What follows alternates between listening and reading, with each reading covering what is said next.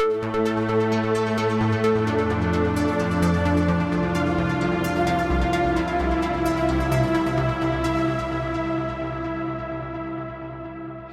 and welcome to the Sensibly Speaking podcast. This is Chris Shelton, the critical thinker at large, coming at you on iTunes, Stitcher, Google Play, and with video here on YouTube. This week, it is another episode of the Three Apostates. I welcome back Lloyd, Evans, and Jonathan Streeter. Hi, guys. Hey, it's great to be here. Awesome. For the record, I am now known as the Lloyd Evans at large. So okay, good. Yeah, just clearing that up. Okay, good. I'll adjust the titling accordingly. Okay, so this week, we're just going to get right into this. I've been looking forward to this. It's always a little bit of an adventure getting us synced up logistically to do these. But Lloyd Evans recently did a video on his channel about the afterlife. I think he called it the problem with the afterlife, yeah? The trouble with the afterlife. Trouble. Yeah, and he did a really nice job of breaking down the view of the Jehovah's Witnesses in terms of what the afterlife and what they can come to expect. And it got me thinking that I have talked about this, of course, on my channel as well. I did a whole video about Scientology and death. But we have not compared and contrasted. And I thought that the thing about the Jehovah's Witnesses, Mormons, Scientology, is they are not vague or general about what happens in the afterlife. It's not a sort of you die and go to heaven and what's going to happen to you is sort of open to whatever your interpretation of that is. There are very detailed ideas about what goes on in the afterlife in all of our former groups that we were involved in. And so I thought it might be interesting to sort of talk about that a bit and see where they compare, like I said, and where they contrast. So I'd like to start. Jonathan. Hey, Chris, yes? before we get into the details, I think it's worth kind of reviewing the power of certainty over the afterlife and how it attracts people. Like one of the reasons that people stay in these groups is because there's, the fear of the unknown that is involved with not knowing what happens after this life is kind of one of the mortal fears that goes all the way back to the beginning of humanity. And so when somebody comes along and they have this answer, and it's a glorious answer, and it is the most beautiful eternal existence that you could imagine, then that is a magnet for people who want that. And then that becomes held out as a carrot. And suddenly these hoops show up that you have to jump through in order to get to that carrot.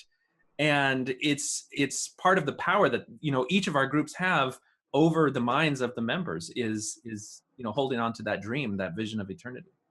That's an excellent point. In fact, the certainty, I think I called it the certainty trap in Scientology, because Hubbard actually positioned Scientology as the science of certainty. That was the first thing he said about it back in 1953. And it is a trap because it gives you this idea that all the questions are answered, all the problems are solved. All you have to do is toe the line, and your place in the afterlife, as described by the founders, is a certainty. It's absolutely like there's no question about it. This is where you're going. Yeah. And yeah, people will go through some of the craziest hoop jumping. Right. And at the end of this conversation, you're going to see that Mormon heaven is the best. So I just want to lay that out there. Oh. Okay. Well, it depends which planet you get awarded, doesn't it? I suppose. So many misunderstandings. Okay.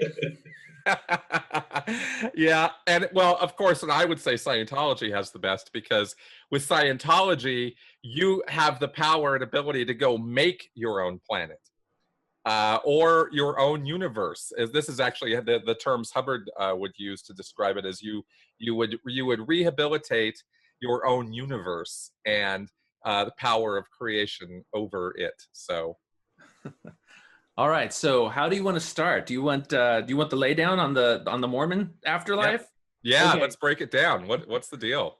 Okay. So, so you have to put yourself back in the mindset of 19th century Protestant Christian American, And, the ideas at that time were influenced by Calvinism, where you have kind of a very strict, rigid view of the afterlife and the things that you have to do for that, as well as other ideas that are flourishing as some of these new religions are coming about. And when you look in the life of Joseph Smith, one of the kind of the seminal events was that he had a brother that had died. And a minister came and said, well, since he didn't get baptized, he's going to hell. And that really influenced him. And on top of that, he had family members that took more of a universalist perspective, which is that, after people die, we're really all going to get to live with God in heaven. It's a universalist perspective. And so as Joseph Smith constructed his theology, as he brought things together, he drew upon a lot of these different ideas and created a system that was very appealing to people at the time. And what it is that you die, and then there's a probationary state that happens between when people die now and when Christ returns and the final judgment happens. And so there's kind of a pre-judgment where you have paradise and spirit prison. And so the people that were generally good, that were Mormons, that had done all the Mormon-y things, will go to paradise, and everybody else will go to spirit prison in this intermediate time frame. And they actually call it spirit prison? Yes, spirit prison.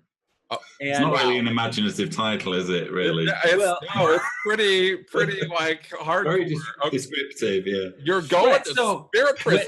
So Lloyd and Chris, when you die, you're going to go to spirit prison. But this is the beauty of it: the Mormons who are in spirit paradise, in this time window, are going to go and be missionaries to you in spirit prison, and you'll have an opportunity. Afterlife is being pulled on by Mormon missionaries.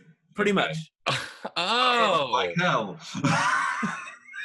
Well, you'll have the opportunity to accept the truth of Mormonism at that time. Really? Yes. And that is very interesting to me, because that opens the door to the idea that I can be a complete asshat my entire life, and just that would be impossible, Chris. That would be impossible. Well, the fact that you said could be, maybe. Yeah, I mean, maybe I could. You're already there. Yeah. Anyway, but what they'll tell you, because people have raised that objection. Well, I could be Hitler, and then I could repent and be saved, and the doctrinal solution to that is no. You are going to wake up in spirit prison with the same attitudes, the same mentality that you have here on earth. Okay. And the thing that denies is the fact that there's going to be some new information presented to you. If you're like, I died and here I am in spirit prison. Yeah. Like that South Park episode where they're like, well, who was right? And they're like, the Mormons. Yep, that's right. And when Satan is standing there with the pit of, eternal damnation, I think I might. Okay. Well, no. Let's talk about eternal damnation, because this is where Joseph Smith is brilliant. So we have that, okay, and that ends up, the spirit prison thing ends up kind of fueling what eventually turns into this concept of baptism for the dead. And we'll talk about that later. But what happens after that, after the final judgment, Joseph Smith had a revelation that said it's not just heaven and hell. What you have are 3 degrees of glory, all of which fall under the title of kingdoms of heaven. And the highest degree of glory is the celestial kingdom. And then under that, you have the terrestrial, and he made up this word, telestial kingdom, each represented symbolically by the sun and the earth and stars in descending degrees of glory. And in the celestial kingdom, people that are Mormon in this life are faithful to the end, that do jump through all of the hoops in Mormonism, get to be in the celestial kingdom. And in the celestial kingdom itself, there's also different degrees of glory. So if you were just baptized into the Mormon church and you did everything that was good in the Mormon church, but you didn't get married in the temple and receive the temple endowments and do the temple stuff, you can still be in the celestial kingdom. You just won't be at the highest level in the celestial kingdom. And there are statements by prophets that say that, well, basically that means the people will serve the higher people. If you're in the celestial kingdom, you'll be kind of a servant to the highest people. And then on top of that, so that's that category of people, and there's a lot more to be said about that. But then below that, you have the lesser kingdom, which I believe is the terrestrial kingdom. And that is going to be all the good people. They were good people, decent people. They just never joined the church, or they never had the church presented to them for them to join it, but they probably would have joined it. And there are even a few church leaders who have said it might be possible to move from one kingdom to the other in the afterlife. Maybe get an upgrade. Yeah, yeah. So, and the way it goes is that in the highest kingdom, you can be in the presence of God the Father and Christ, and they're separate people in Mormonism. But when you go down to the terrestrial kingdom, then you won't get God the Father, but Christ will come and visit, and so you'll have access to that. And then we go down to the telestial kingdom, and in that kingdom, that's where all the murderers, the rapists, the really bad people that normal Christian mentality says those are the people that should go to hell. No, these are people who are in the lowest kingdom of heaven. So if you were kind of a crummy guy, maybe you were hard on times, you did drugs, you maybe stole something, you might find yourself in the Telestial Kingdom with Hitler and Genghis Khan and all these other people. But maybe not, because I didn't tell you that in Spirit Prison, Hitler has the chance to redeem himself. And we have done the baptismal work for Hitler. So as long as Hitler said, okay, I'm sorry, then Hitler's good. He's going to be up in the higher heaven. And wow. Okay, and then that leaves done the work for him. Have you filled in the papers? I don't understand. Yeah, so the papers have been done. Done the admin for Adolf Hitler. Okay. Yeah, for Adolf Hitler. So he's actually got a pass. He's Mormon. Wow. Okay. Well, okay. Learn something new every day. I never knew. I had no idea. Yeah. There's going to be a reckoning, because not only did we baptize Hitler, but we also baptized a whole heck a lot of Jewish people who died in the Holocaust. That's going to be awkward. And there's going to be some awkwardness there. But one of the Christian principles is forgiveness. And so that will be their test. Now, the final thing that I need to talk about in terms of this whole plan is what's called the outer darkness, or the sons of perdition. Now, this is what most Christian would say is supposed to be what hell is. This is a place where you have no access to any godliness at all, meaning that you're not going to be receiving visits by God the Father, God the Son, or the Holy Ghost. You are in outer darkness.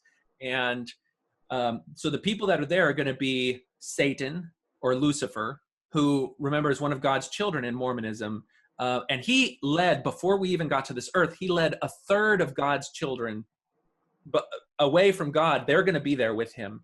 And then anyone who in this life received a full awareness of the glory of God and rejected it. We call that an unpardonable sin, is denying God and denying the Holy Ghost.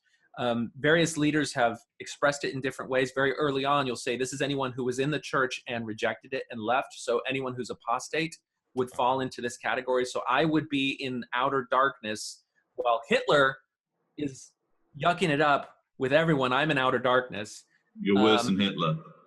Essentially. I mean, you are too. So, well, obviously, that's a given. I'm just saying it's a bit of a shock to hear that about you. The threat of that outer darkness was used kind of as a bludgeon to keep people in the church early on.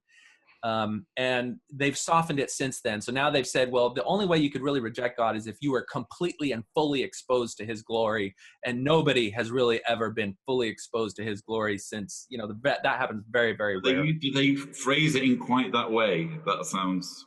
No, they don't say exposed to his glory, but you have to have a full, and you cannot. Boy, you are a bad man. You are such a bad person right now.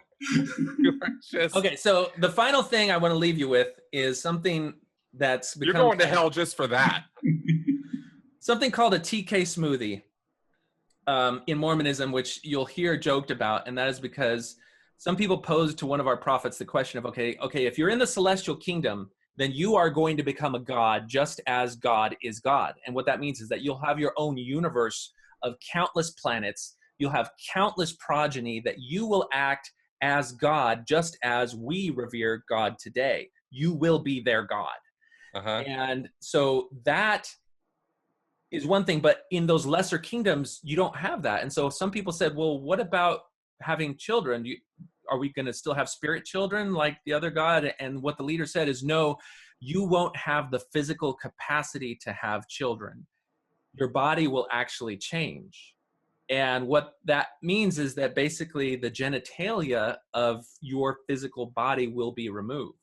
And so we call it a TK smoothie because much like the Ken doll, so nobody it's can be smooth exposed down to your there. glory at that point. Oh man! And you won't even miss having kids or anything involved in having kids, while the people in the celestial kingdom are having eternal sex and the progeny that happens with that. And they'll say, well, we don't know how that's going to happen, but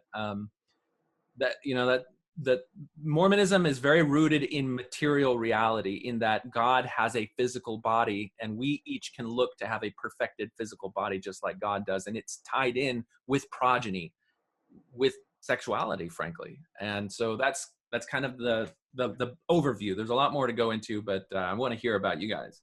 Well, okay, so I want to ask a couple questions though, because I've had questions about some things, and I'm sure I'm going to have questions for you too, Lloyd. Is this collab thing real? Is this a place, like what is collab? Okay, so collab was the name of a star planet system that when Joseph Smith got some documents about, they were actually Egyptian funerary texts, and he used them, and he at the time said, I've translated these Egyptians into a scripture, the Book of Abraham, because these papyri were actually written by Father Abraham. You can see his signature. Now, and that was before Champollion and the cracking of the Rosetta Stone so that we can read hieroglyphics was widespread throughout the world. So nobody knew how to read hieroglyphics. No one could contradict Joseph Smith. Now, years later, people started to be able to read hieroglyphics, and they looked at the hieroglyphics and they said it doesn't have anything to do with Abraham. Not only that, but this is just a normal funerary text of the Egyptian pagan religion that you would find anywhere else. And so the church has changed its position. Are you telling us that Joseph Smith made something up? Yes. I mean, but we can reframe it. We're going to reframe. What? No way. What the church says now is that translate just meant it inspired him to have it revealed to him. And so that was the thing. But so, okay, as part of that, he came up with this system of astrology, and he even talked about how the keeping of time is different for God than for man. And part of that was that God's home planet was near a system called Kolob. And not only that, but our star, through some sort of quantum mechanical thing, received its light and energy from Kolob, from the system of Kolob. And so we are actually getting light from the home of God through our sun. And so that is where Kolob enters into it. And so when we actually have a hymn saying, if you could hie to Kolob, and it's really an aspirational sort of thing where people are wanting to have a connection to God, because we've called that now the home of God. Now the word Kolob is really weird, but if you go back to that era, Joseph Smith was coming up with a bunch of really funny sounding words that he said were the phonetic pronunciation of these Egyptian hieroglyphics. And there was some Hebrew mixed into it because he had hired a Hebrew teacher to teach him some Hebrew. So you'll find some real things tied in with it. And he was always able to say that the reason that you have some Hebrew mixed in with this Egyptian is because the Israelites were with the Egyptians at some point. So it almost ties into the religious narrative of, the Abrahamic covenant and people. So he's basically taking, if I'm understanding what you're saying, he's taking bits from here, bits from there, putting it together, feeding it to people who have no concept of what he's actually talking about, and no scholarly or academic way of confirming any of the information, like reading. Right, and so it gives it the air of authenticity. So people have actually gone back and they've looked. This whole concept of degrees of heaven was actually something originated by a gentleman by the name of Emanuel Swedenborg, and he has his own religious following. His texts were available to Joseph Smith, and you can see where Joseph Smith would have drawn upon those concepts to articulate his own thing. And since that was already a well-developed theological framework, then it made Joseph Smith seem to have this layers of complexity that gave authenticity to his story. This is exactly like Scientology. I knew we were going to find something like this. Just you get this grifter type, right? Joseph Smith, L. Ron Hubbard, and they just take stuff. They just take shit from other people, just left, right, and center. Oh, that sounds good. I'm going to incorporate that into here. And then they become And I don't know, John, you tell me what you think about this, but somebody recently said, a high-level former Scientologist said, L. Ron Hubbard's genius was in marketing. He was not a great thinker. He wasn't a very original thinker, but he could take all this stuff, put it all together, kind of create a semi-coherent whole, and then sell it. And he was great at selling it to people. He was a writer, and the guy could write. So that's how he did it. And it sounds a lot like what Joseph Smith was doing with his dogma. Yeah. I think what we call Joseph Smith is similar to that. Instead of marketer, we just say he was a religious genius. He knew how to draw upon religiosity and use the levers of humility, piety, and just, the general culture that has this mentality of wanting to appeal to God. And he would just pull on those heartstrings and know exactly how to give people what they were yearning for. On a lot of people that were unsatisfied with the Protestant Christian world of today, when you look at the Book of Mormon itself answers with certainty a lot of those questions, things like infant baptism, like, where you go after you die. And the last thing, part of that is this dread over eternal damnation. You mentioned that before.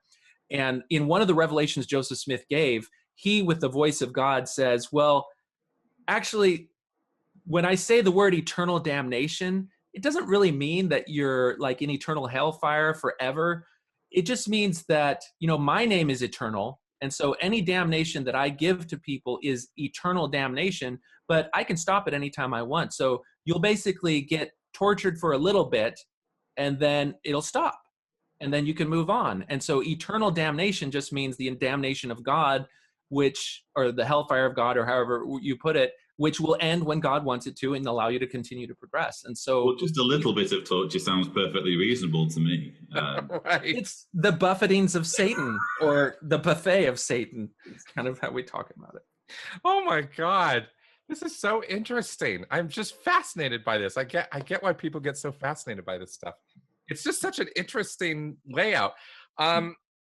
Temple work is something we didn't really talk too much about.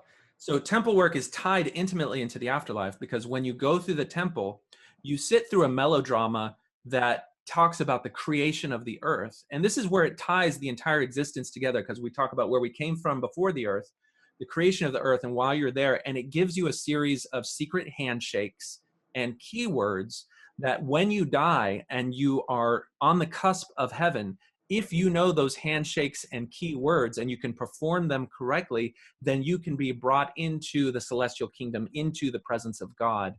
And it's one of the things that is a gateway to heaven. And so since that is now a requirement for you to get into heaven, when the church restricts or prohibits people from going into the temple, they're essentially acting as gatekeepers to heaven, and it gives them a great deal of power over members.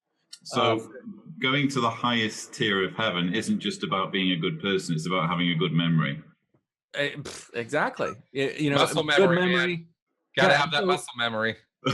When it first came out, it was not only these handshakes, but there was also penalties where you would pantomime having your throat slit or having your heart ripped out or your guts open. It was all copied from the Freemasonry. That's what I was going to bring up. It sounds exactly like it was taken right out of Freemasonry. Right. And so that was a part of it. You had to swear to secrecy using those penalties. In 1990, those were removed as overt acts, but the hand signals that you have to make, they're called tokens that represent it, still include very specific positioning of the thumb, which represented the blade in those penalties, and they are still subtly and secretly encoded in the temple ceremony. And so the part of heaven that continues to have a pull on Mormons today is that they're told they need to constantly go back to the temple and perform those ordinances as proxy for people who died without having a chance to do it themselves in that spirit prison. And so Mormons spend hundreds, if not thousands or hundreds of thousands of hours every year in temples all around the world, going through these ordinances for people who are dead. And it keeps them busy, it keeps them tied, it keeps them feeling like they are making a difference and saving the universe, saving the people in the universe. And that was what was so enlightening about watching Leah Remini's show, where she talked about how Scientology gives these people the idea they're saving the universe, because in Mormonism, when you're doing that temple work, you're acting as a savior for all of these other spirits. And that's very appealing to people too. Yes, it absolutely is. And again, ties in very closely with Scientology beliefs in a sort of way with the body thetans and exercising them and freeing them. So, okay, fascinating. Okay, the question I was going to ask you, I know this could be a huge thing. I just want to kind of a yes or no. Sure. Do you think Joseph Smith, based on everything you've studied and read and know about, actually believed this stuff? I think he was a combination of what's called a pious fraud and a con man. I think he believed that the things that he was teaching would bring people closer to God in some sense. And he realized that his own genius in giving people what they wanted would also give him power and position and authority, and he thrived on that. And so he could justify what he did because he believed it was helping people become better and get closer to God. I kind of think you have to kind of have a little bit of disbelief in the reality of God in heaven in order to manipulate people like that, but we'll never know because his journals are performance pieces that make him look like a very religious and pious person. But he outright said that you can look at my journals and it'll prove that I'm a good guy. So we all knew that he was using his journals as a performance piece. Got it. Okay. Okay, Lloyd, you're up. Where to begin? Where to begin? Well, yeah. I mean, you did a whole video on this, so we don't necessarily need to do a redo of that. But what's the basic layout? You die, and what happens? So one thing I didn't mention in my video is that there are various levels, not quite as many as Mormonism, but there are different options available to you if you die as a righteous person. One of those options is to be resurrected into a spirit life, and that's where the 144,000 teaching comes in that Jonathan alluded to. That's taken from a verse in Revelation that is interpreted literally. So what's interesting is that Revelation is full of numbers, and different numbers signify different things. And even Jehovah's Witnesses interpret many of the numbers symbolically.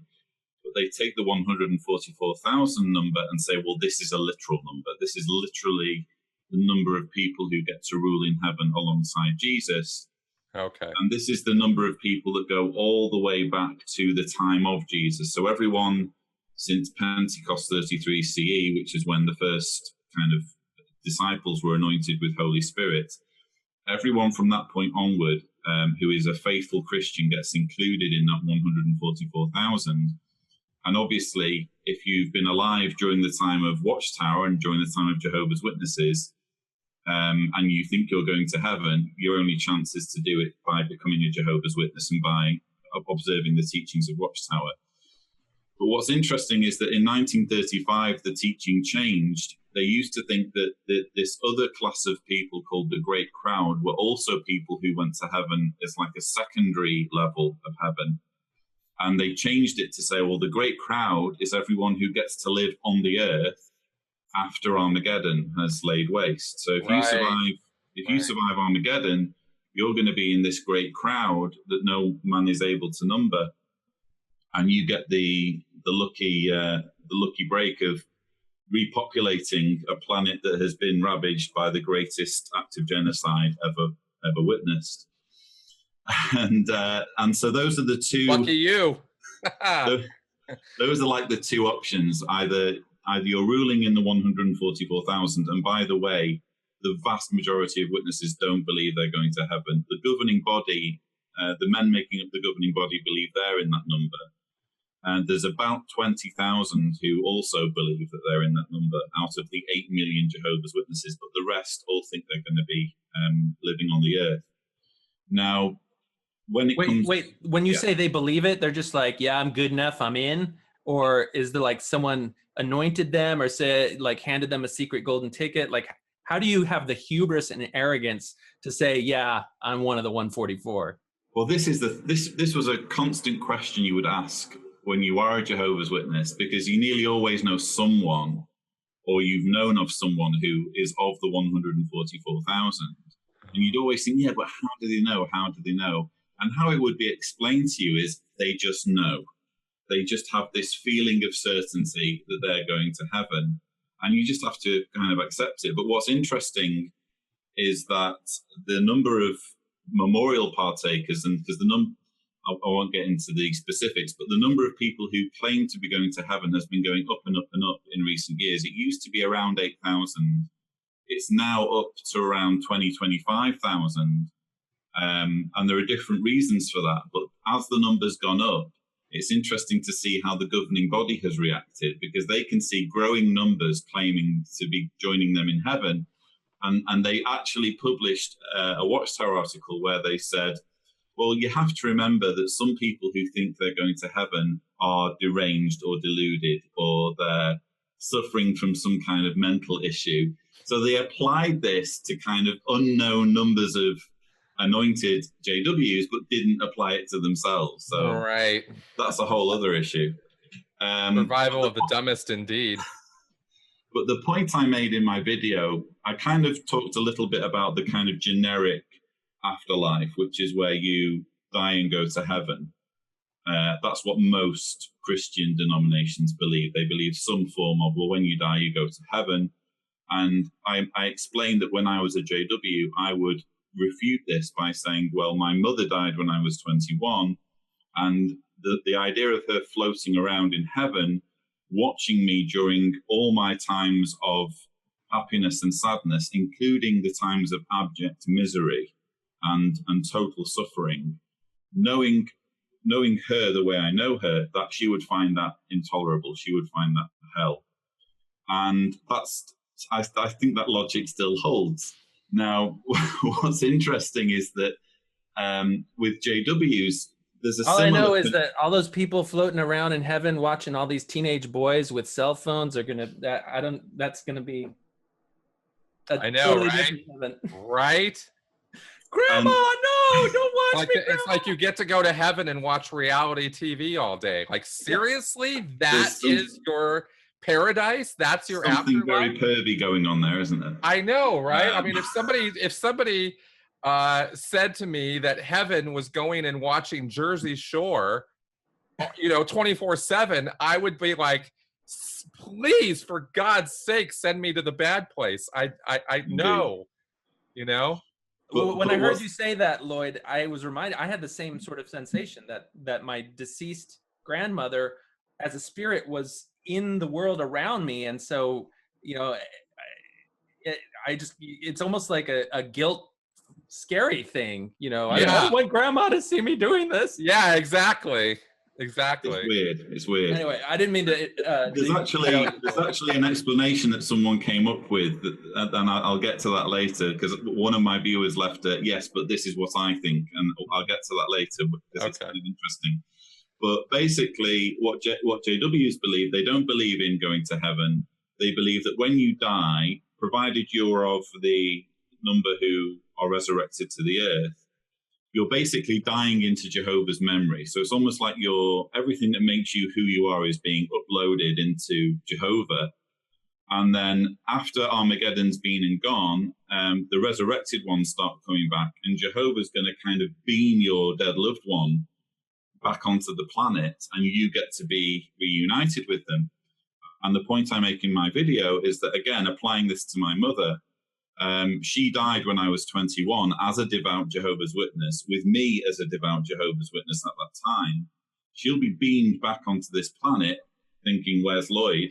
I've got two kids. One of them, at least one of them is Lloyd, and where is he?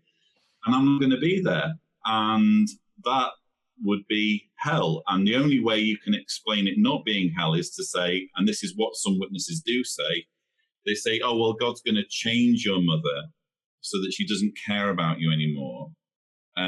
He's going to alter her mind so that you just don't matter. Well, if you're going to do that, it's no longer my mother, is it? You've literally changed the person so that it's a different person. So that was basically that was the premise of my video, and I had some interesting responses. Obviously, I had a number of kind of believers who were saying, "Oh, you know, you have to bash on at Christians all the time," that kind of thing. But I had one interesting viewer who said, "Well, here's my version of heaven." He said it's a bit like the holodeck on Star Trek. Actually, no, real life is like the holodeck on Star Trek, and when you go to heaven, you get off the holodeck. So that, like you and I, the three of us having this conversation, we're on the holodeck. None of this is real, and reality is off the holodeck where all the dead people are who've made it, and they're waiting for us to join them. And I replied and said, well, that sort of works if once you're off the holodeck, you're not aware of that time's passing, because otherwise there's a whole lot of waiting around for people to come off the holodeck. We're talking decades, you know, where you're apart from your loved ones. But the main problem I have is that you've literally invented a scenario that makes sense of the whole thing that cannot be proven or supported in any way, shape, or form. And that's what I was thinking when Jonathan was giving us this very elaborate, I hope he doesn't mind if I use the word convoluted version of what heaven is. The problem is it's just completely made up. There's no way it can be disproven in any way, shape, or form. So that's what I find fascinating about the afterlife, is that it's always going to be a human construct. Well, exactly. And the thing that fascinates me about it are the various ideas and constructs and models that people bring into it and stuff. This is, you know, none of this can be proven. We can't say for sure that the Mormons didn't get it right. And I sit here and laugh at some of the silliness of it because I find it silly. But that's not to say that I'm like trying to ridicule people who really believe this stuff or tell them, you know, you're a moron or something. It's not really the point. It's just more of, I wanted to see the constructionism that goes on between our different groups and how these models work, and there are such amazing similarities from one to the other. I was most intrigued by what you just said there about the fact that your mother was going to be changed by God in order to nullify her feelings toward you simply because you're an unbeliever. That is quite a vindictive God. And I actually have a quote that I can read you. I mean, because I explore this a little bit in my book, because this actually has a very kind of there's a disturbing side to this when you are a JW, because there's actually a verse in the Bible where Jesus says that the dead cannot marry or be married because they're like angels. And this verse makes total sense if you believe that when you die, you go to heaven. But Jehovah's Witnesses and their theology, which teaches about resurrection into a literal paradise earth, it doesn't make any sense. And so there's all sorts of watchtowers that have been written to try and square the circle. And there was one that was written in 1987 that kind of said what I've just said about Mum. It said, human emotions today might make this a difficult conclusion to accept, but it is to be noted that nowhere does the Bible say that God's resurrecting the faithful means restoring their marital status. So, you know, you're imagining your wife has died and you're thinking, what's going to be waiting for me in the resurrection? Is she still going to be my wife? And here it's saying she might not be, and you should just get used to it. And it goes on to say, we have never lived as perfect humans. We cannot be sure how we will feel about past relationships if and when we gain perfect human life in a paradise. So what they're saying is that human relationships and the feelings that we have toward each other are kind of malleable and can be altered or edited by God. And again, my point is, if you're going to do that, you're going to change the person, because we are defined by who we care about. We are defined by our experiences. We're defined by the affection that we have people who are important to us. So that if you're going to say, well, in the future none of it's going to matter, well, that's a different person, and that's a different person that you're describing to me. That's exactly right. And it would make God in that scenario a kind of morality or you know, ethics overlord or something. And if you don't toe the line, or you don't you know, you have some other idea than he does, he literally just erases your ideas. I mean, that's That's kind of scary. It's not really a God I want to get behind, to be totally But honest. what's the Scientology afterlife? Oh, well, okay. Hold on, before we get to that though, okay, because Yeah. I want to hear that, but I still don't have a sense, Lloyd, of what it means to be in heaven as a J-dub. Like in Mormonism, you're going to be a God, you're going to be doing God stuff. So anything we see God, so that's what you're doing. You're having eternal families and war. Like based on the pamphlets I've seen, it seems like heaven in J-dubs is like you're living in a big garden with lions and lambs, and you're just that's the earth. That's the paradise earth. Okay. So when you see kind of a utopia depicted on JW publications, it's usually going to be the paradise earth that the majority of witnesses either survive into because they've survived Armageddon, or they get resurrected into because they died before Armageddon and they get resurrected. So and that's where they have the fruit tables and the petting pandas and that kind of thing. So and the 144, what are the 144? They are living in a cloud city.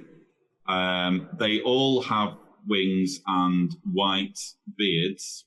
Wings? I haven't seen any women up there because they all seem to be men. They all have white beards. Jesus looks a lot like Kenny Rogers. And they have harps. I'm just relaying to you what's in the illustrations. I mean, that's all I have to go off. And their job... Harps? They actually did the harps and the wings. The harps, and there's all sorts of stuff going on there because they're singing and they're waving palm branches, and it really depends on what scripture is being depicted from Revelation. If you get the book, the 1988 book, Revelation, Its Grand Climax at Hand, you see all sorts of depictions of JW Heaven. And what's interesting is that they depict God, and they can never bring themselves to show his face because it's God. So it's just like an oval of light that's God, and everyone else, we get to see their faces. And again, it's usually men with white beards. But what's interesting, their job basically is to rule over earth as kings and priests alongside Jesus. That's their job. So we don't get a whole lot of detail as to, for example, how galaxies are going to be administered and who's going to take care of keeping the natural forces in check and that kind of thing. It's just, well, they're going to be kings and priests with Christ. Okay. Now, both of these. Now, here's an interesting take, and I'll get into the Scientology stuff in just a second because I think because it'll lead into this. There's no accounting for any other species or aliens or other races or other intelligent life in the universe. Both of your religions are very Earth-centric. Is that right? Yeah, correct. No. So in Mormonism, God has created worlds without number, like that count more than the sands of the sea, that are populated with anthropomorphic humanoids who are created also in the image of God. When you go through the temple ceremony, one of the things that Satan does when he's tempting Eve and he gets confronted by God for having tempted Eve is he's saying, I'm doing that which has been done in other worlds. And so the idea is that every one of those worlds had kind of a first man that went through that model thing. And the difference with Earth, though, is that Earth was the only one of this countless worlds that the people on it were so corrupt that they would actually murder the Son of God. And but you don't have any ETs in Mormon. No. I mean, the only people with souls or, with actual are humanoid because we are made in the image of God. And so that is God is a spiritual, physical, we would almost perceive him as an alien creature like Q in Star Trek, for example, who has all this power, but is a being that was once a man. And so like the embryo stage of God is humanity. And so there's a certain amount of arrogance that goes along with that, where the people who are the leaders of the church, really believe that they are the pinnacle of this stage of humanity, that the next phase is actual godhood. Okay. So pretty Earth-centric then. I mean, it's not the concept of, the Mormon model, I guess you could say, could include other alien races or species or something, but nobody really talks about that or thinks about that too much. It's pretty right, only alien in that they would exist on other planets. Yeah. But they would still be human, they would still be carbon-based, there would still be DNA. Got it. The source of it was God. All right. And Lloyd, of course, JWs is nothing but human beings. There's nothing beyond our solar system, really. And if there is, well, maybe that's something where in the future, once the Earth is full, it will have to be very quickly, then they might start going and colonizing other planets. But there's no real talk of there being other life forms. Okay. All right. Got it. Well, here are some key differences with Scientology compared to what you guys have put together, and Scientology is the most modern of these thoughts, right? It came around in the 1950s. So we already had, rockets and science fiction and all that. Yeah, Flash Gordon, etc. There's two big differences. Difference number one is that Scientology does take into account that there are and have been for many, many millennia civilizations on other planets that have affected Earth and that sort of thing. It's part of the cosmology of Scientology. And two, there's no external judgment factor in the afterlife involved in Scientology. What happens to you happens because of your own causation. It's not even a karmic thing. There are consequences to your actions, and if you act evil or you act in a bad manner, there will be consequences for that. But the reason for those consequences is because you are bringing those consequences in on yourself. It's not a cosmic force or separate entity doing that. Hubbard's rationale for that is that man as a spiritual entity is basically a well-intentioned good person or good entity, good they're called thetans. And thetans don't want to be hurting other people or doing bad things. They want everybody to get along and that sort of thing. And so when they act against those good intentions, then they punish themselves for having done that. So Hitler could be off right now being a rock because he's not even up to being a human being or even being a cat or a dog, because he's so he fucked himself so hard because he was such a bad person. So that's part of the morality of Scientology, is it's pretty much on you.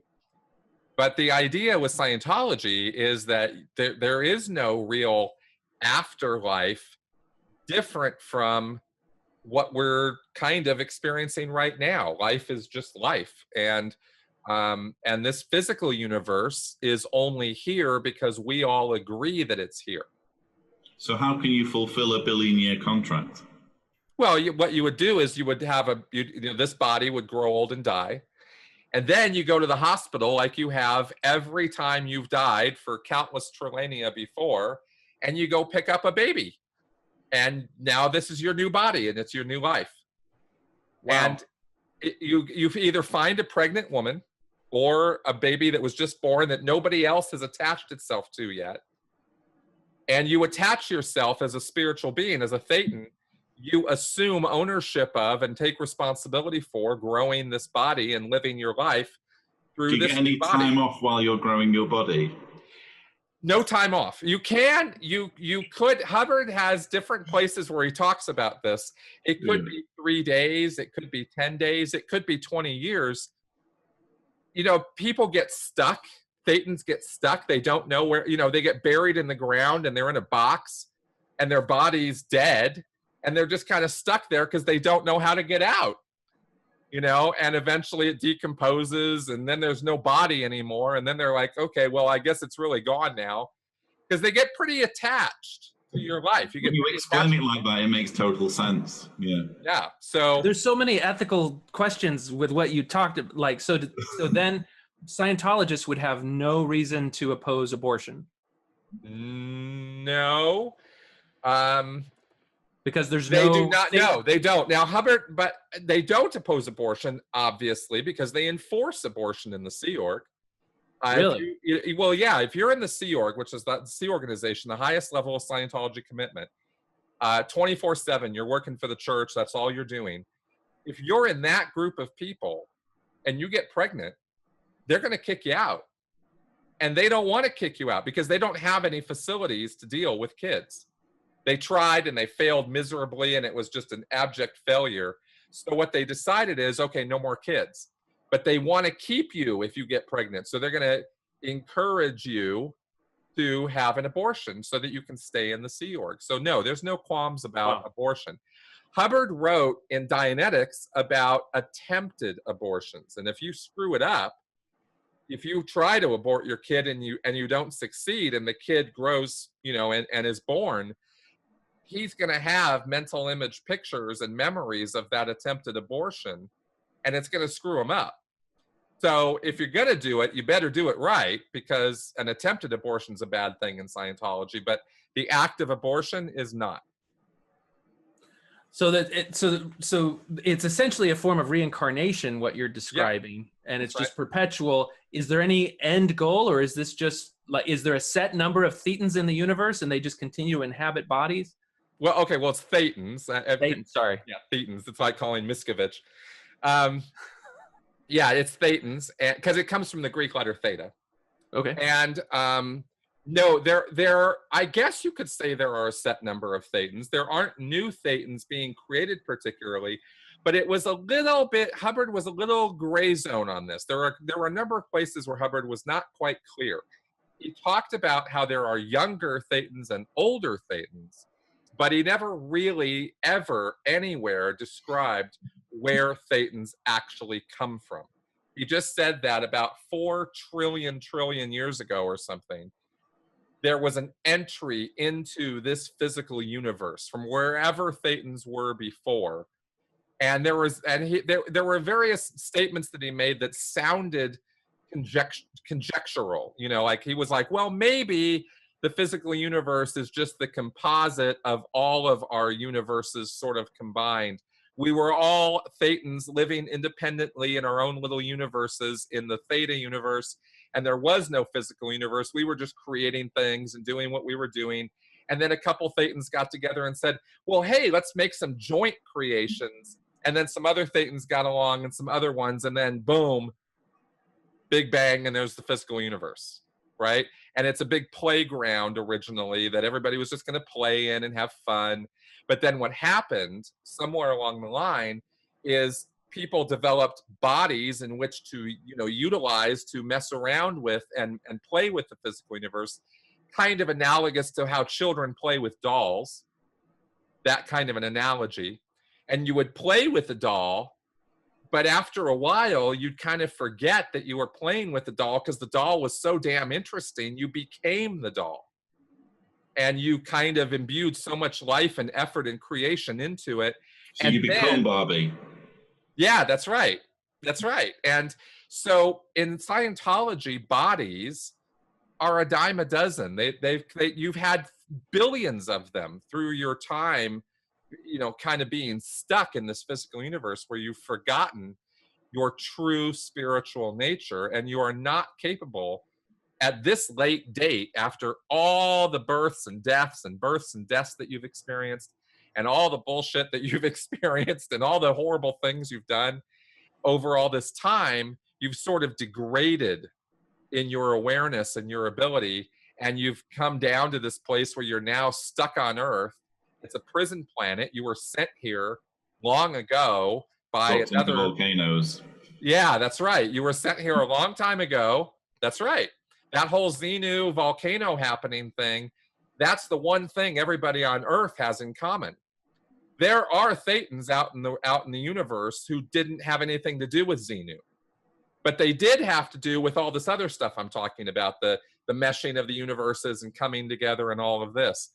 So, so the idea is to clear the idea with Scientology. The goal is to through our bodies, through these short little lifespans that we have, grow Scientology, get more and more people involved in Scientology, becoming more and more aware of what's really going on, and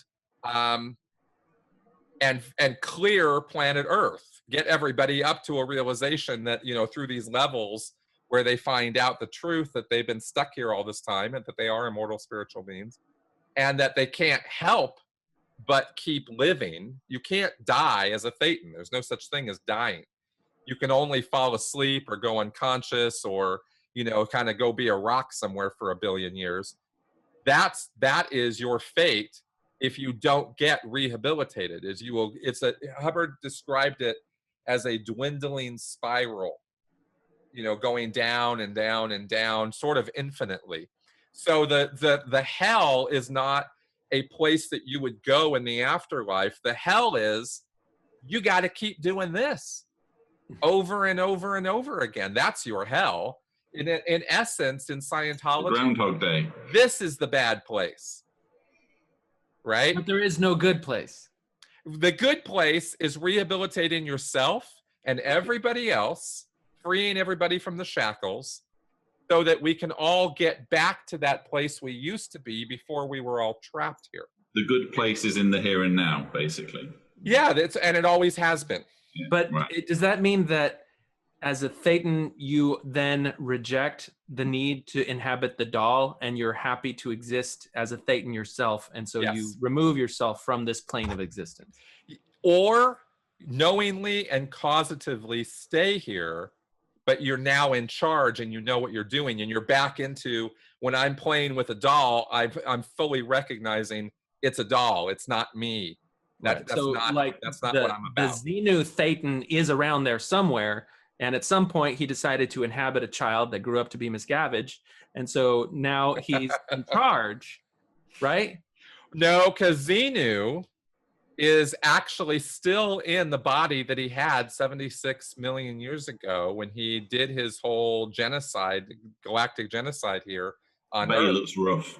They trapped him in an electronic prison.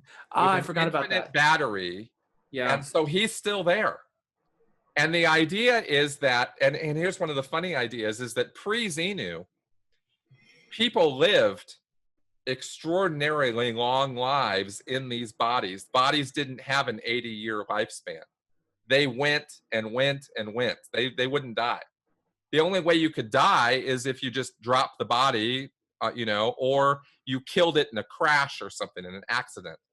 And so one of the results of the whole Xenu volcano nuclear explosion thing was implanting the idea that we only live a short period of time, and that's why we only live a short period of time now. Now, it occurs to me, listening to almost all these stories, that one of the effects of these afterlife stories is devaluing life today. Like when you were talking about how it's no big deal if you die, you know, you're just going to come up again. And I've even encountered this in family members and friends who remain Mormon, who are in very difficult situations at times in their life. And their answer is, well, it'll get fixed in the afterlife. Mm-hmm. I mean, even difficulties with relationships exactly and things. how it is with Jehovah's Witnesses. You don't really care about what's happening in this life. Everything's about the new system. So no matter how bad things get, you could devote your life to serving Watchtower.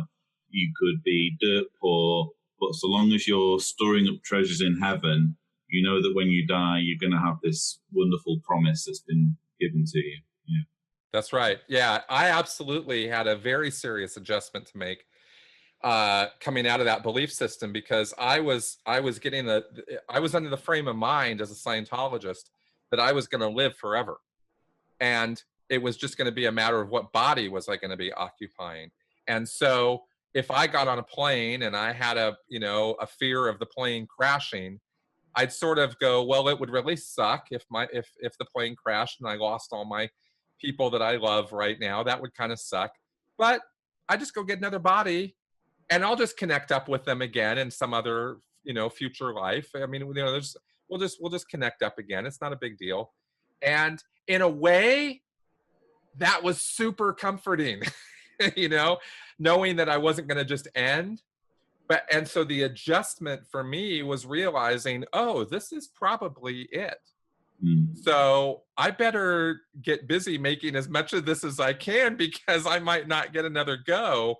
And that was a radical viewpoint shift for me, because I'd had this infinite lifespan idea almost my entire life.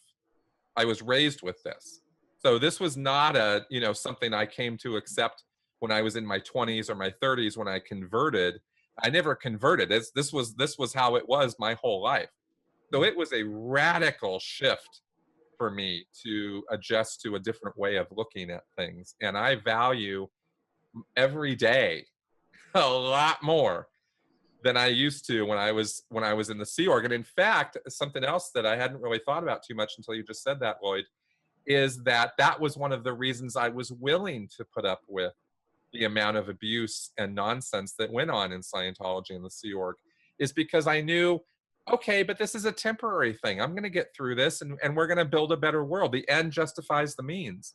Yeah, my life sucks right now. I thought that it sucked when I was in Scientology, but it was okay because so we have were this ironic thing where, because in my view, religion is more or less a device for bypassing mortality and making us think that there's more to life, and that I agree. That it's a comforting, consoling way of us overcoming that issue, but it also kind of morphs into this extra layer of control, whereby you only get to have this carrot that's being dangled if you suck it up and do what we're telling you to do. That's right. That's exactly right. And that's again a commonality between all of us, is this carrot, and and we're getting beaten with the stick, but we're chasing that carrot. I got to get that thing, and I'm so sure that I will get it. So I'll put up with anything you do to me in the here and now, because I'm going to get this wonderful thing. And I talk about logical fallacies, man. That is just we put up with a lot of bullshit because of that. We did. There's a darker side of this concept of devaluing life in your own existence, and that is that, like in Mormonism, if you devalue life in that way, and if you say that, okay, well, if somebody dies here, we can convert them in the afterlife, then that gives you a framework where you could justify even murder to defend the kingdom. And so before Joseph Smith died, he started this secret organization called the Council of 50 that had as one of its driving goals to set up and establish a theocracy where the religious and political government were combined. And they've released some of the documents of the minutes of their meetings, where we're seeing statements made in secret by some of the church leaders that had been made with oaths of, if you tell people this, you're going to lose your cursed head. And these documents have been locked away in the vaults of the church leaders for over a century. And they recently were published. And one of the things that was said by Brigham Young, who is kind of Mormonism's Miscavige, is, we're having such a hard time with these apostates or with these other people. It'll be easier just to wipe them out and then convert them after they're dead. Right. And so that mentality, just knowing that it exists within the realm of possibility when you are filled with this religious fervor and mindset, is very dangerous and damaging. Well, I've got another dark connotation, which was fairly recent. There was a murder-suicide in Keego Harbor, Michigan, which I talked about on my channel, where a mother killed her two children, who I think were going through college, and her husband basically killed her family and then killed herself. And the family was being shunned by the local congregation of Jehovah's Witnesses. But in the suicide note that was left behind, there were things that were said that implied that she did what she did because she thought she was doing her family a favor by basically expediting them through to the resurrection. Yep. So in other words, I'm killing you now because that way you can be certain of getting through all of this awfulness that we're seeing now in the world. You're just going to wake up tomorrow in the new system, and I've given you this gift. I've sacrificed myself to give you this gift. So there are really, really dark connotations to that kind of theology. Yeah. Absolutely. It opens the door also to, why not just go, mass shootings of kids in schools is no big deal because they're the innocents. They're good in heaven now. You've almost done them a favor because they don't have a chance to grow up and make mistakes. And that's right. That's exactly right. We have that same concept where before 8 years old, you're innocent. If you die before 8 years old, you're going straight to the celestial kingdom. Right. So, so a mass shooting at a kindergarten would be a good thing, according to certain kind of logic there, which of course is batshit crazy.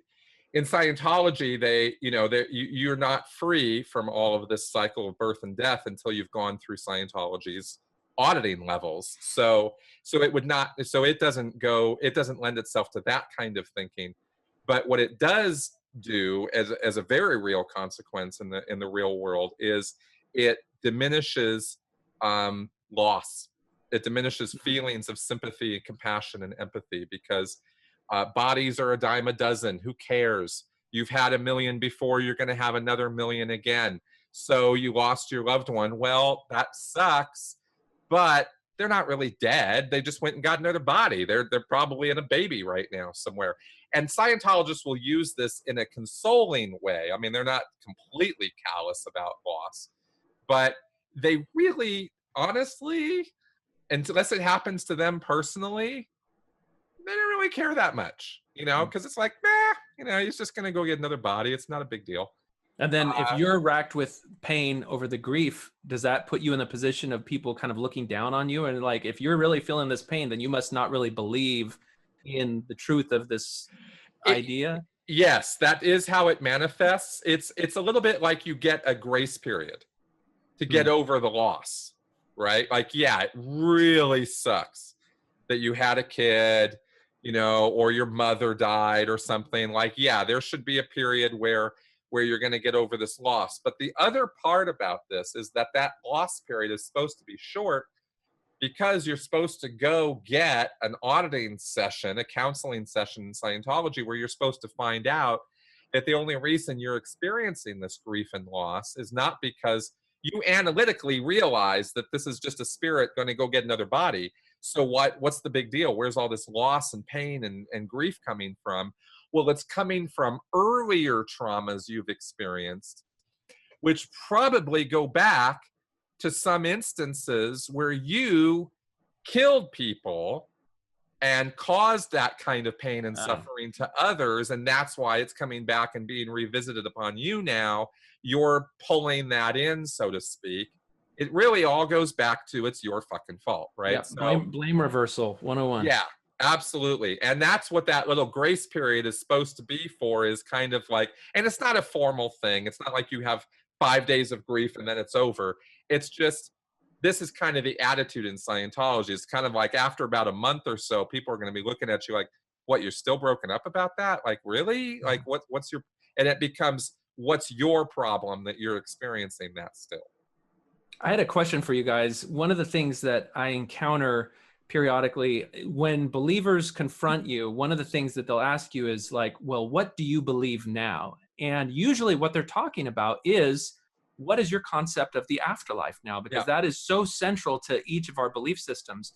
And if you venture to explain that, it becomes well, I'm going to compare my goods with your goods. And since my goods, since my story of the afterlife is much more glorious, then I'm going to like poo-poo and look down at yours. Have you guys experienced the same thing? How do you respond?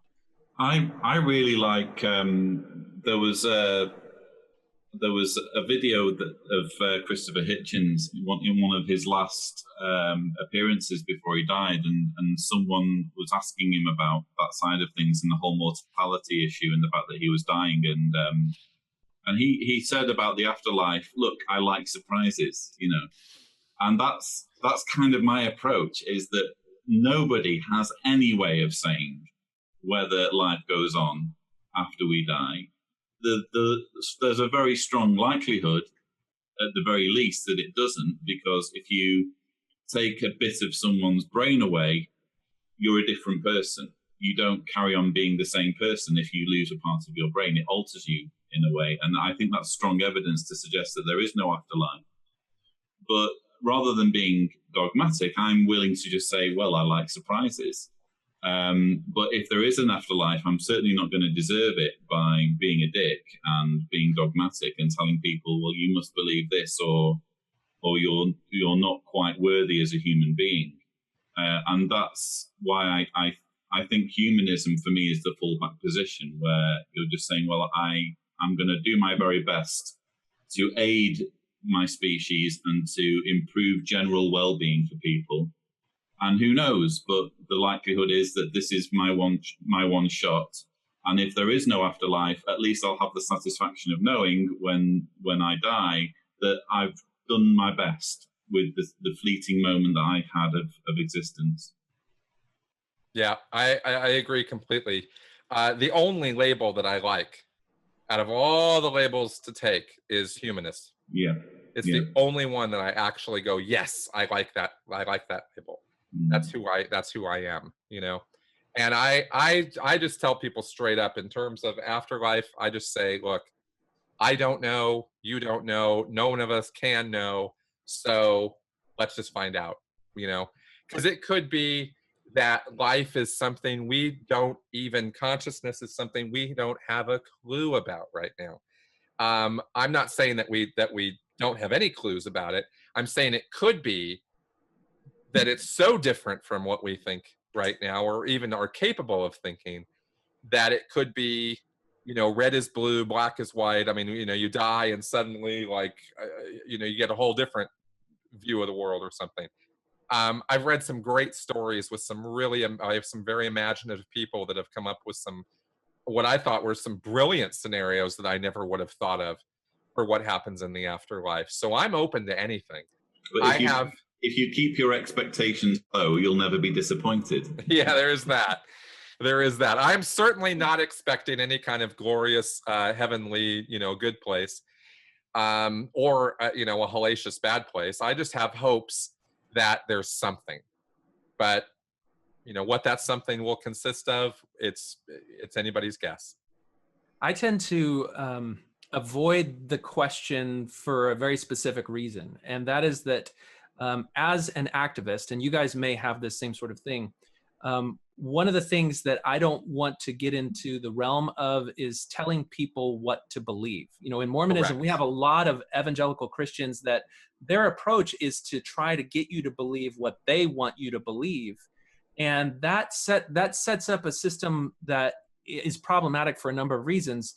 And so I try to focus on just getting people to think about things logically, to trust their own judgment and their own inner voice, and then to approach the world so that anything that they come to internalize and accept is the result of their own authentic evaluative process. And so for me to convey what I believe is completely immaterial, because I don't want to assume that anyone else should believe what I believe. And what I talk about is not getting people to believe what I believe. It's simply getting people to trust their own voice and to sift through all of these messages that you get from proposed authorities, people claiming authority to have that certainty. Although I think there's some merit in being able to express what you believe with the understanding that you're not insisting that everyone agrees with you. And that's kind of like a process we go through when we leave the cult, is understanding that we're all free to disagree. And just because you give me X, Y, Z beliefs doesn't mean that you're trying to convince me of that. It's just that's what you suspect. So I think that lesson, to be able to have that level of dialogue, is very valuable. The difficulty that I have with going there is that I'm trying to avoid the defensive mechanisms and the triggering that happens because of the undue influence messaging that happens within the group. And so I've just found that what people will do is, no matter what you propose, they're going to compare the fanciful, glorious vision that Joseph Smith created that addressed all of these issues. And no matter what you guys have, they're going to look at it and make it seem, it's just going to seem pedantic and pedestrian and lame.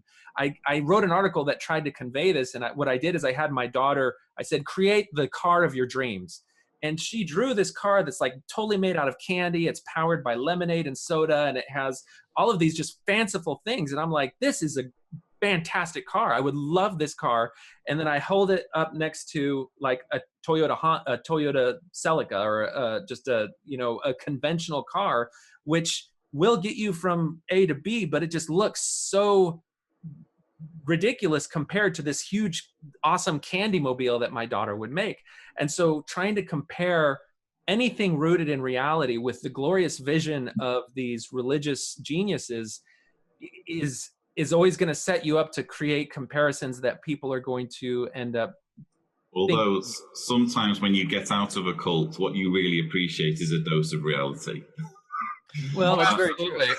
I think we could probably agree, though, that trying to tear down somebody's idea of the afterlife is probably not the best way to approach changing hearts and minds. I don't think that attacking or maybe even attacking is the wrong word, but going after or going in on a person's idyllic, you know, this is the carrot they are holding on to so strongly because it's the good part of the belief. It's the reward. It's the thing they're going to get. That's not how I don't think trying to take that down is going to get you any allies, because even if you successfully deconstruct it, they're just going to resent you because they had this wonderful idea. You took heaven away from me. You took it away, right? And the harsh reality of life is not necessarily a lot of fun. Like I said, although we need to be able to have these conversations. Absolutely. Ideas. I think it's just a case of how you pitch it, and so I think at the right time too. Yeah, exactly. Yes, it's timing, exactly. And when we're talking about these things, we're talking about them on our channels. For example, we're not kind of evangelically going around and knocking on people's doors and saying, "Here's what I think, and you should think it too." Right. May I share with you the revelation of the Corolla today? Yeah. You know. Yeah. Fair enough. Okay. Well, listen, this was really good. This was better than I thought it was going to be. I really, really love it when I'm talking to you guys, because we get such great feedback and perspectives on some things I hadn't even thought about. So this was better than I hoped. Mormon heaven is still the best. I'm just disappointed because, again, I was hoping to see Jonathan's magic underwear, and I feel as though that's a carrot. It'll have to be next time. Have to be next time. Okay. Because in heaven, they's all wearing that. So there you go. Right. All right, guys. Folks out there, any comments, criticism, feedback, good, bad, or sideways, go ahead and leave it in the comments section below here on YouTube or at sensiblyspeaking.com. And if you're listening on iTunes, Stitcher, or Google Play, please go ahead and give this show a rating and review. I definitely appreciate your feedback and want to know what you guys think, and anything else that you think we might want to cover on this podcast. Go ahead and throw your suggestions my way, because I'm always open to them. Guys, again, thank you very much for taking the time, and I'm sure we will do this again soon.